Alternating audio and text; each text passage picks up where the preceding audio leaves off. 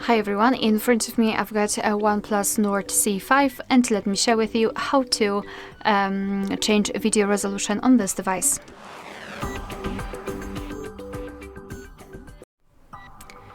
So let's begin with opening the camera app. Currently we are in the standard photo mode. We can switch to the video one if you wish. Or actually you should, because here we've got on the second position we've got the option we are looking for, which is connected with the resolution. So let's tap on it, and after tapping we will open more options which we can set. So 4K, 1080p and 720p. Under it we've got also frames per second. So all you have to do is to tap on the option like to use. I'll choose this one. As you can see, it is immediately highlighted. Also the icon will change according to the resolution you've chosen, and it basically means that from now on your device will use the chosen resolution whilst recording a video.